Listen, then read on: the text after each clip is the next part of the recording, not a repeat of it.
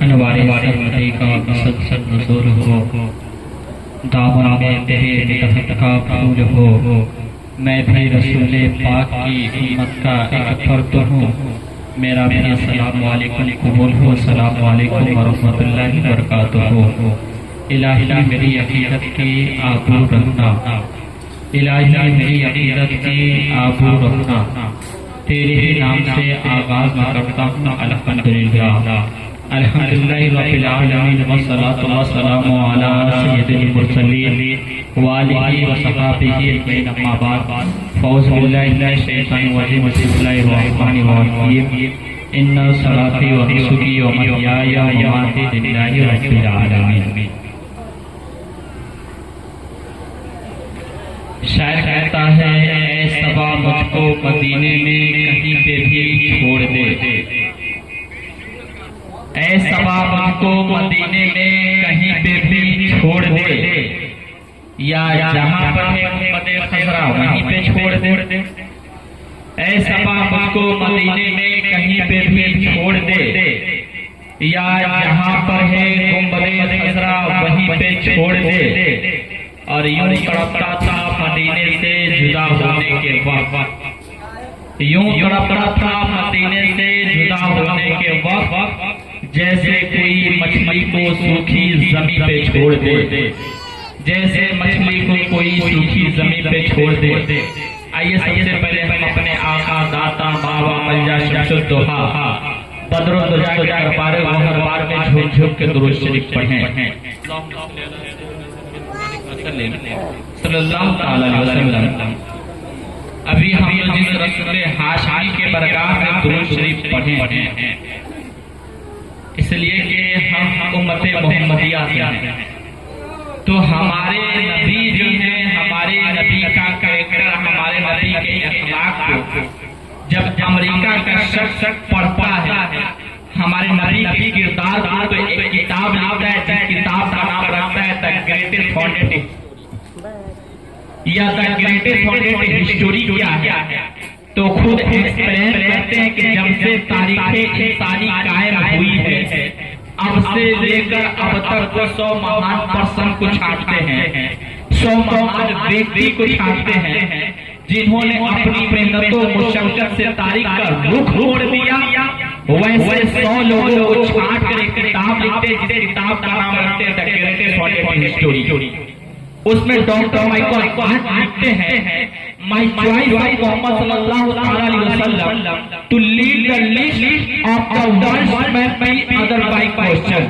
वो कहते हैं कि मेरी पसंद जो कि हुजूर सल्लल्लाहु अलैहि वसल्लम है, ये बहुत से पढ़ने वाले को ये किताब सरप्राइज करेगी और बहुत से पढ़ने वाले को ये किताब क्वेश्चन भी डालेगी कि ईसाई होने के बाद भी, ईसा इस्लाम के मानने के बाद भी ये मोहम्मद अरबी के बारे में क्या कह रहा है, नबी के अखलाक के बारे में क्या कहता है। तो उससे कहा गया तुमने ऐसा क्यों किया, तो कहता है दिस इज बिकॉज़ मैंने ऐसा इसलिए किया, he was one man in history हुआ जो सुपरमेनी सक्सेसफुल। वो कहता है हुजूर सल्लल्लाहु अलैहि वसल्लम दुनिया के वो अजीम शख्स हैं जिन्होंने आला तरीन कामयाबी हासिल की, दुनियावी सत्ता पर ये हमें रब तबारक व तआला कुरान मुक़द्दस में इरशाद फरमाता है, तुम खैरा उम्मती कि तुम बेहतरीन, the greatest forward greatest obedient top profit, पिछली जितनी भी उम्मतें आई उनमें तुम सबसे शानदार, सबसे नचला। आज अगर कोई नबी के कैरेक्टर पर, नबी के नेचर पर आवाज उठाता है तो उठा देते, इसलिए कि वो अपने नाइल्मी होने की दलील है। आप बताएं कि मेरी बातें आपको समझ में आ रही है? ऐसा लग रहा है कि आप अपनी मर्जी से नहीं बल्कि जबरदस्ती लाके बैठा दिए। और ये नौजवान तबके मैं तो 12 नौजवानों से मुखातब होकर कहता हूँ, नौजवानों को मुस्तकबिल की अमानत, बातें हम कर रहे हैं वही बातें कर रहे हैं। अरे नौजवानों कुछ तो सीखो, कुछ तो जानो। अभी मैं पूछ दूं कि हुजूर के अब्बू का नाम क्या है, तो यकीन जानो सबके जुबान पर हो जाए। और अबू साले बहुत अच्छी तकरीर की, ये नौजवानों को सोचना चाहिए कि बाप का इंतकाल हो जाता है, एक बाप के 4 बेटे, और बेटा इस लायक नहीं है कि बाप को मरते और कुरान की चंद आयत सुना दे ताकि बाप की रूह भी आसानी से निकल जाए और हमारा बेटा होने का हक दिया। ये पढ़ कहाँ रहा है भाई, पढ़ कहाँ रहा है? आज देखे उस खबीस को मेरे नबी के साथ पर बकवास किए, आज तकरीबन 1 हफ्ता होने जा रहा है। मुसलमान रोड पर निकल आया है, न जाने कितने FIR हो गए, लेकिन अब तक वो खुले सार की तरफ। वजह क्या है? हमारा प्लेटफार्म मजबूत नहीं है, हमारा प्लेटफार्म मजबूत नहीं। वरना ये हमारे कौम के नौजवान पढ़े होते तो मुसलमानों में ये हाल ये मुसलमान कहाँ है? ये बस मुसलमान की तरह दिखते हैं। हम चाहते हैं कि समाज में हमको इस्लाम दिखे, तो कभी अपने आप को खड़ा करके देखो कि तुम्हारे अंदर कभी इस्लाम दिखता है? याद रखो, हम मुसलमान हैं नहीं, मुसलमान की तरह दिखते हैं। विजय का फोटो कॉपी और मुस्लिम जीरोक्स कॉपी, बिल्कुल हमें जीरोक्स कॉपी की तरह। वरना ये हमारे कौम के बच्चे जितने ये पेरेंट्स अपने बच्चे को पढ़ा रहे हैं, याद रखिए मैं तालीम का मुमकिन नहीं हूँ, मैं तो दुआ करता हूँ रब तबारक व तआला हर एक घर में MBBS पैदा करे, हर एक घर में एक डॉक्टर हो। लेकिन तुम अपने बच्चे को डॉक्टर बनाने से पहले उसे कुरान का कारी पहले बना दो, ताकि जब तुम्हारा बच्चा डॉक्टर होगा, साथ-साथ कुरान का कारी होगा, और जब किसी पेशेंट का इलाज करेगा तो दवा के जरिए राहत मिले या न मिले, रब तबारक व तआला उसे कुरान के जरिए राहत जरूर पढ़े। China analysis, power analysis, China को बताया कि इल्म प्रकाश खराब है, इल्म इंसान को ताकतवर देख बनाता है, इल्म इंसान को बहादुर पर्सन बनाता है। कुरान हमारे पास है ना, कुरान में सबसे पहली आयत क्या है? इकरा बिस्मि रब्बिकल लज़ी, read in the name of Lord who created, यानी कौम मुस्लिम को पढ़ना है, इसे पढ़ के अपना भी भला करना है और गैरों का भला करना है। जब हमारे पास एजुकेशन ही नहीं होगा, हमारे पास शिक्षा ही नहीं होगा, तो हम अपनों की मदद क्या करेंगे? हम गैरों की मदद क्या करेंगे? हम तो अपनों को भी फायदा नहीं पहुंचा सकते हैं। मुसलमानों को पढ़ना जरूरी है, और औरंगजेब बादशाह ने बता दिया कि जब इल्म हो तो रब तआला पूरे भारत को औरंगजेब के हवाले कर देता है। कौन औरंगजेब? 6 महीने में हिंदी कुरान मुकम्मल करने वाला औरंगजेब, असल की सुन्नत गैर मुकम्मल पढ़ने वाला औरंगजेब। जब दिल्ली जमा से निकलना था तो मुल्तान अहमद जीवन जैसे उस बात की चप्पल से नहीं करता था, तो पूरा देश तैयार करना था। काश का बेटा खाली होता, काश का बेटा पढ़ा लिखा होता, तो जो बादशाह ने कहा सम्मान है वो सम्मान आज मेरे बेटे पढ़े तो ये पेरेंट्स जरा देखें, मैंने अभी सही टॉपिक भी तखब नहीं किया और यहाँ से बोल के तो दूसरी जगह भी बोल, लेकिन नजात है कि मोहब्बत है कि यहाँ आए। तो आप लोग सुनने के मूड में है नहीं, ऐसा लग रहा जबरदस्ती बैठे, बिल्कुल फील हो रहा है कब्रिस्तान में बोल। लेकिन खैर पहली बार खिदमत का मौका मिला है तो हम अपना अंजाम अपने काम को अंजाम दे ही देंगे। बस अब बैठे इंशाल्लाह कुछ देर मेरी शुरू होगी और ये बच्चे की पैदाइश किसी से है, इस टॉपिक पे थोड़ी सी बहुत से टॉपिक में मेरी तकरीर करके बात करता हूँ। सबसे पहले आप अपने बच्चे को ग्रेजुएट पढ़ा लिखा, जब आपका बच्चा पढ़ा लिखा होगा तो फिर वो अपने लिए आवाज उठाता है। वरना आज कहते हैं ना भीख मांगना आसान है, आने वाले फ्यूचर में ऐसा माहौल हो जाएगा कि भीख मांगने के लिए भी एजुकेशन की जरूरत पड़ जाएगी। देखिए नौजवानों की कितनी किसी की उम्र 20 साल की, 22 साल की, 21 साल, लेकिन हाथ हम किसी से नहीं उठवाएंगे। जरा खुद आप अपने सीने पर हाथ रखकर सोचें कि आपको नमाज़े जनाजा पढ़ने आता है, नमाज़े जनाजा की दुआ याद है, और जब आपको नमाज़े जनाजा की दुआ याद नहीं है तो आप जनाजे न करने क्या नहीं। मैं हाथ किसी से नहीं उठाऊंगा, बस आप अपने दिल पर हाथ रखकर सोचें कि हमें जनाजा पढ़ने आता है या नहीं आता है, और नहीं आता है तो हमने क्या याद रखो। पूरी जिंदगी लोगों से धोखा कर रहे होते हैं, और एक वक्त ऐसा होता है कि अपने माँ बाप का भी इंतकाल हो जाता है, तो उस वक्त बच्चा किताब लेकर थोड़ी बैठता है। नहीं, जिस तरह पूरी जिंदगी लोगों से धोखाधड़ी किया है, एक वक्त ऐसा आता है तो अपने माँ बाप के साथ बाप की रूह निकल गई है, कोई टांगे दबा रहा है, कोई सीना दबा रहा है, और बेटा इस लायक नहीं है कि बाप को मरते हुए कुरान की चिंता है। अरे वो बाप जो ओवर ड्यूटियां करके हमारे ख्वाहिश को पूरा किया, जो लोगों की गालियां खाकर हमें पाला, जो बारिश के मौसम को बारिश में जाना, जो लोगों को बातों को बर्दाश्त करके हमारे अलग से लुटमा उतारा, हम इस लायक नहीं बन सके कि बाप को मरते हुए कुरान की चंद आयत सुना देते ताकि बाप की रूह निकल जाती और मेरे बेटे होने का हक भी अदा हो जाता। हम इस लायक नहीं बन सके। जरा सोचो, हालांकि कोई टॉप चीजें नहीं है, इंसान थोड़ा सा गौर करता है तो अपना नंबर, एटीएम नंबर, आधार नंबर सब याद कर लेता है। थोड़ा सा गौर करेंगे तो हमें ये भी याद, लेकिन हम करना ही नहीं। आज देखिए, आज कोई फिल्म का एक्टर मर जाएगा तो सबको पता चलता है कि फला एक्टर मर गया, लेकिन आज नामुस रिसालत की तरह पाखंडी उतर कर बोल रहे हैं, न जाने कितने लोगों को पता भी नहीं होगा कि उस पाखंडी ने बोला क्या। याद रखिए, दुनिया जो देख रहे हो ना, रब तबारक व तआला इरशाद फरमाते हैं, महबूब अगर आपको पैदा करना मकसूद न होता तो मैं दुनिया को बनाता ही नहीं। हर एक चीज मेरे नबी ने कहा, तभी तो अल्लाह ने कहा था वो जान है जहां की, और जान है तभी। और ये जो बोल रहे हैं क्या है, पढ़े नहीं है। उसी में से एक और पंडित आते हैं जिनका नाम मनीष कुमार शंकर है, वो कहते हैं अल्लाह वो राम वालो, अल्लाह वो राम वालो, सुन लो कथा हमारी है सबका एक मौला, हम हैं उसके पुजारी, और ऋषियों और पैगंबरों ने उनका पता बताया, क्यों खुदा को भूल कर करते हो आपस में मारामारी। याद रखो, अगर इंडिया में एक और बिल पास हो जाता ना मुझसे रिसालत पर, फिर किसी की हिम्मत न होती क्यों हमारे नबी के कैरेक्टर को आवाज उठाते। देखिए, हम कभी राम के चरित्र पर आवाज उठाते हैं, हम कभी कृष्ण के कैरेक्टर पर आवाज उठाते हैं, हम कभी गौतम राम बुद्ध के ऊपर आवाज बुलंद करते हैं। जब हम इनके तहरीर मजहबी शख्सियत के ऊपर कोई नहीं करते हैं तो फिर कुत्तों को क्या उठाते हैं। ये हमारे नबी के अखलाक को पढ़े, हमारे नबी के अखलाक ये है। जब अयोध्या का पंडित पढ़ता है तो वो भी कहता है नमस्कार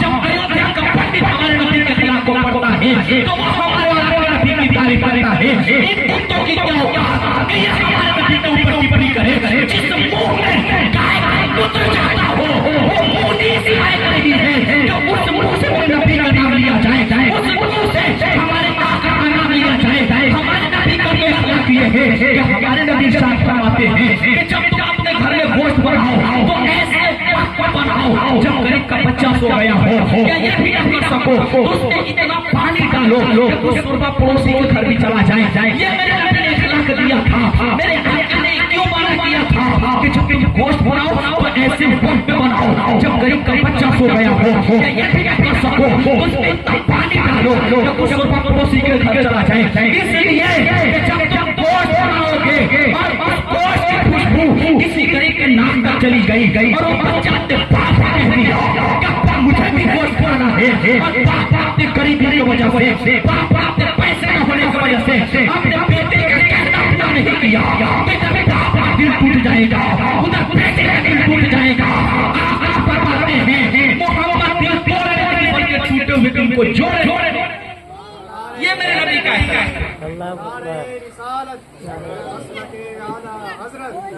ये मेरे नबी का है।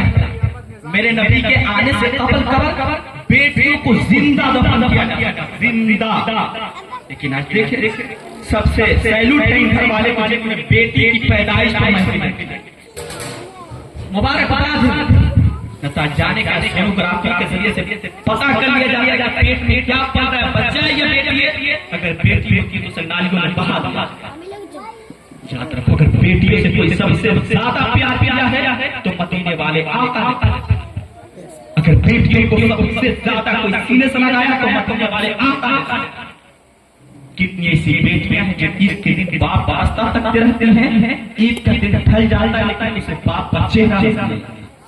और ये गैरतमंद नौजवान इनको पार्टी में घूमने के लिए टाइम, फंक्शनों में जाने के लिए टाइम नहीं, दरवाजे पर जाने का कितनी ऐसी बेटियां जो ईद के दिन बाप रास्ता तक रखती है, ईद का दिन ढल जाता है लेकिन उसके बाप का चेहरा नहीं।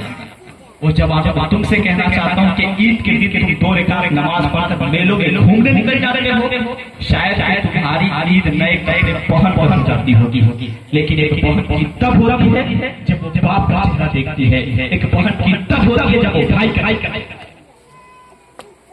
और ये नौजवान जिस बहन के हाथ की पकी रोटियां, मैं बीवियों का एतराज नहीं करता हूँ, बीवियां की बहुत सारी कुर्बानियां हमारे साथ होती है, लेकिन 12 बजे रात में तुम्हारी बीवी इतनी आसानी से गर्म रोटी बनाकर नहीं खिला सकती है। ये जीवन सिर्फ बहनों का है। मौसम कोई भी हो, भाई एक बार कहते मुझे ताजी रोटी खानी है, फौरन कहते हैं बहनें कहती है भाई 5 मिनट का समय दे, अभी तक ये बहनों। अगर भाई की उम्र 50 साल हो और बहन 100 साल हो, और बहन को पता चल जाए कि मेरा भाई परेशान है, तो लाठी टेकते पहुंच जाकर के भाई परेशान मत होना, तेरी बहन। आज बहनों को हम घर से रक्षण करके उसे पराया बना देते हैं। सच बताना नौजवानों, जब तुम पैदा नहीं हुए ना तो बहन ने सजदे में गिर कर दुआ मांगी थी कि अल्लाह एक भाई दे, और जब पैदा हो गया तो तुझे सीधे से लगा कर रखती रही। कभी 4 बजे निकल के देखना ना शाम के वक्त बहनें कैसे भाई जैसे चिपका कर घुमा करती है, कभी फूंकों से हवा, कभी आंचल की हवा। ये बहनों का प्यार है, इसका कोई हक अदा नहीं। बेटी को मत तड़पाया कराए, बेटियां तड़प तो अल्लाह की रहमत से तड़प जाए। और जो तुम्हारे घर में बेटी आई है वो भी किसी की बेटी। अगर तुम अपने बेटे से प्यार किए हो तो उससे भी कोई प्यार वाला है। अगर तेरे माँ बाप ने तुझे गोद में आधी रात तक लेकर जगा है, तो उसके माँ बाप ने भी तुझे आधी रात तक गोद में लेकर जगा है। खुदा दोस्तों की बेटी को लाकर अपने घर में इज्जत दो, ताकि कल तुम्हारी बेटी किसी के घर में पहुंचे तो तुम्हारी बेटी वहां पहुंचे, अल्लाह की रहमतें पहले। ऐसे बेटी रुखसत करना ये कितना मुश्किल होता है, ये हम अल्फाजों से बयान नहीं करते। और ये आने वाले स्पीकर सिर्फ बोलते हैं, फील नहीं कराते। फील आपको खुद करना। बेटी रुखसत करना कितना मुश्किल है। बस एग्जाम्पल दूं, आप कुर्बानी के महीने में एक खस्सी पाल लेते हैं, एक दरवाजे पर बांध लेते हैं, तो उस जानवर से इतना दिल लग जाता है कि उसकी कुर्बानी अपनी आंखों से देख सिर्फ एक महीना बांधते उससे इतना दिल लग जाता है कि उसकी कुर्बानी अपनी आंखों से देखी। तो फिर एक बाप अपने बेटी को 18 साल सीने से लगाकर पालता है, फिर वो क्या पता है ना औरतें कहां से पैदा हुई है? लेफ्ट साइड से पैदा हुई, बाएं। हर चीज में तो दाएं हाथ को अफजलियत दी गई। खाना खाओ दाएं हाथ से, पानी पियो दाएं हाथ से, किसी को कोई चीज दो दाएं हाथ से, किसी से कोई चीज लो दाएं हाथ से। हर चीज में दाएं। लेकिन जब माँ बाप ने होगा पैदा हुआ तो लेफ्ट साइड से क्यों, बाएं हाथ से क्यों पैदा किया? तो बंदे से बताता है, बंदे बाएं दिल होता है और दिल के करीब से औरत को पैदा किया, ताकि औरत की पैर पे जूती न समझ सको और औरत अपने सर का ताज। दिल के करीब वाली पसली से औरत पैदा की, उनके हुकूक को भी अदा किया। और हम अहले बैत के मानने वाले हैं तो खुदा हम गौ से पाक के भी गुलाम, गौ से पाक की ताबेदारी करें। आज लोग बीमार हैं, हॉस्पिटल में हैं, हमारे पास पैसे हैं उनके इलाज के, लेकिन हम उनकी मदद नहीं करने लायक हो तो मत करो, अगर करने लायक हो तो जरूर, वरना पैसों की तो कोई अच्छे पैसे वाले को जमाने में मंगे होते देखा है, और अच्छे भिखारी को जमाने में दौलतमंद होते। ये गरीब होना है, अपने बच्चे को हलाल कमाई खिलाओ। क्या खिलाओ? हलाल खिलाओ, ताकि तुम्हारा बच्चा बाद में ये न कहे कि हमारे बाप ने हराम खिलाया था तब तो हम इतने बिगड़े हुए। अपने बच्चे को हलाल खिलाओ, ताकि जब दुनिया गरीबी का ताना दे, तुम्हारे बच्चे पर जब लोग गरीबी का ताना दे तो तुम्हारा बच्चा फौक से कहे गरीब जरूर हो लेकिन गलीज नहीं हो। गरीब नहीं है, बल्कि गलीज है। तुम्हारा बच्चा सिर्फ ठोक कर बोले मेरे बाप ने जिंदगी जरूर गुजारी है, लेकिन हलाल खिलाया है। तो अगर कोई बीमार है तो उनकी मदद किया। लोग कहते हैं करते हैं, रमजान में 70 गुना सवाब ज्यादा है। मैं कहता हूँ कि गौ से पाक तारीफ नहीं बताती है कि भूख हमें लगी है, खाना रमजान में खाएंगे, प्यास हमें लगी है, पानी रमजान में पिएंगे। अगर रमजान में अल्लाह 70 देता है तो गौ से पाक तारीफ बताती है कि लोगों के अल्लाह 70,000 भी देता है। अल्लाह किसी कानून का पाबंद थोड़ी है, वो जब चाहे जैसे चाहे आता। इसलिए हम अपने गरीबों, मिस्कीनों, लाचारों, गरीब तबकों का वैसे पाक आते हैं कि मेरे पास 10-10 हजार दिनार आते थे, लेकिन शाम होने से पहले मैं गरीबों में तकसीम करता। अल्लाह तबारक व तआला ने आपको दौलत इसलिए नहीं दी कि खाओ पियो मर जाओ, बल्कि अल्लाह ने इसलिए दौलत दी कि जब दौलत की जरूरत पड़े तो उम्मत के अमीर आगे आ जाएं, और जब जरूरत पड़े तो उम्मत के गरीब एक दिन मर जाएंगे, सारी चीजें ठीक रखी रहती और मौत को भी आएगी। मौत आपके ईगो और घमंड को मौत को याद है। आज दुनिया के अंदर समझते हैं कि जिसे 4 लोग सलाम करने लगे वो कामयाब है, जिसे लोग गाड़ियों पर चलते देखे वो कामयाब है। याद रखो, इसमें से कोई कामयाब नहीं है। सबसे बड़ा कामयाब वो है जो कब्र में ईमान, वरना मौत को भी याद करो। भरे घरे में रहते हो तो कहते हो मन नहीं लगता जब तक कि कोई दूसरा ना हो। कब्र में कौन तुम्हारा साथी होती हो? लाइट कट जाती है तो बदन में बेचैनी हो जाती है। कभी सोचा कि कब्र में जो गर्मी होगी वो कभी इसके बारे में तो सोचो। आज किसी के पास ताकत है तो गरीबों को जीने नहीं दे रहा, किसी के पास पावर है तो गरीबों का गलत। याद रखो, जुल्म हमेशा नहीं करना, ये तानाशाही हमेशा नहीं रहे। लोगों को जमीन को बड़ा हड़प के रखे, आगे रखो। यही तो बताता है कि तानाशाही हमेशा रहने के लिए नहीं आई। हम गौसे पाक के भी गुलाम हैं। गौसे पाक फरमाते हैं कि मैं 70 हजार लोगों में लंगर चला था। गौसे पाक कहते हैं कि शाम होने से पहले मैं पैसा गरीबों को लोग कहते हैं हजरत कल का लंगर कैसे चलेगा? गौसे पाक कहते हैं जिस रब ने आज आया है पिलाया है वही रहे, वही हमारा तवक्कुल भी मजबूत हो गया। कमजोर हो गया कैसे? अल्लाह से रिश्ता मजबूत करो। गौसे पाक फरमाते हैं हमारा लंगर सिर्फ इंसानों में मत चलाना, बल्कि कुत्तों में, बिल्लियों में, सब चीज में चलाना। पूछा गया ऐसा क्यों? तो कहते हैं कुतुबुल हिंद वल जिन, कुतुबुल मलाइका से शख्स वल कमर हो, जमीन और आसमान पर अनोखा अल्लाह का वली हो। नहीं चाहता हूं कि कोई मखलूक भूखी रहे। सुहैल तस्तवी बिल्ली को दूध का नाट कर डाला करो, बाबिल को दूध परिंदों को दाना डाला करो, चूटियों को दाना डाला करो। कोई मखलूक भूखी नहीं रहनी चाहिए। आज तंजीम तंग नसर हो गए, हमारे भाई भूखे हैं, हमें एहसास नहीं है। हमारे पड़ोसी भूखे हैं, हमें एहसास नहीं है। हमारे बुजुर्गों ने कहा था अच्छा 14 का एक भाई अमीर है, दूसरा भाई गरीब है, इसको तुम अमीरी कहते हो। हर खास की अमीरी नहीं है। बदलो अपने तरीके को, बदलो अपने रवैये को। तुम्हारे पीर की आसान है गौसे पाक के गुलाम बना के जमाने को बता। और मैं अपने तकलीफ को ये कहूँ, बातें बहुत है लेकिन वक्त हर एक ज़ाब्ते और डिसिप्लिन के साथ चलती है तब अच्छा लगता है। मोहब्बत एक तरफ से होती है तो सजा देती है, और जब दोनों तरफ से होती है तभी जाके मजा करता है। तो मैं सिर्फ बोलूँ हम ऐसे बैठे रहे लॉकडाउन लगा के बोलने का मजा नहीं आता। खैर मैं अपनी बातों को यही खत्म करूंगा। रब तबारक व तआला कुरान मुक़द्दस में इरशाद फरमाता है वमा खलक़तुल जिन्ना वल इंसा इल्ला लियअबुदून, मैंने इंसान और जिन्नात को नहीं बनाया मगर अपनी इबादत के लिए। याद रखो, जितने ये पाक मेरे नबी के ऊपर बोल रहे हैं कमी हमारी नौजवानों, अगर जिस तरीके से जुमे में दाखिल होते हैं, याद रखो हम जुमे वाले मुसलमान नहीं हैं। जिस कसरत के साथ ज्यादा तादाद के जुमे में आते हैं, इतनी ही तादाद के साथ हम फजर में आ जाए, जोहर में आ जाए, इशा में आ जाए, मगरिब में आ जाए, यकीन जानो किसी पाक पारी की इतनी हिम्मत नहीं होगी जो प्रोफेट मोहम्मद पर आवाज उठा सके। कमी हमारी है, हमने अपने दीन को पीछे डाल दिया है। रब तबारक व तआला इरशाद फरमाता है हमने इंसान को सिर्फ और सिर्फ अपनी इबादत के लिए पैदा किया। We just came in this world to worship Almighty Allah। इंसान को एक टाइम जिस तरीके से जुमे में आते हैं इस तरह के हम 5 वक्त नमाज में आ जाए तो यकीन जानो किसी की हिम्मत ना होगी कि वो हमारे प्रोफेट पर आवाज उठा सके।